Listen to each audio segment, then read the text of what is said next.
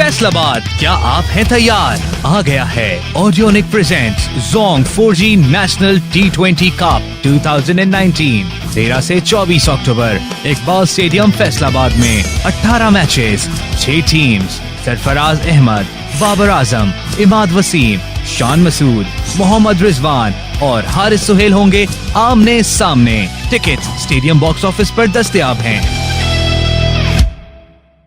बिस्मिल्लाहिर्रहमानिर्रहीम। अस्सलाम वालेकुम नाज़रीन। इमामुल हक की शानदार निस्फ सेंचुरी और आकिफ जावेद की 3 विकेटों की बदौलत बलूचिस्तान ने सदरन पंजाब को 7 विकेटों से हरा दिया।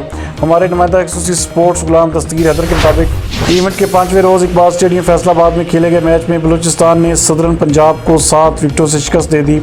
फातेह टीम के बॉलर्स ने उम्दा खेल का मुजाहरा किया। ओपनर इमामुल हक ने भी निस्फ सेंचुरी स्कोर की। बलूचिस्तान की टीम ने 145 रन का हदफ 3 गेंदें कबल ही हासिल कर लिया। इवेंट में जुमा के रोज़ भी 2 मैचेस खेले जाएंगे। पहले मैच में सेंट्रल पंजाब और सदरन पंजाब, जबकि दूसरे मैच में नॉर्दर्न और खैबर पख्तूनख्वा की टीमें मद्दे मुकाबिल होंगी।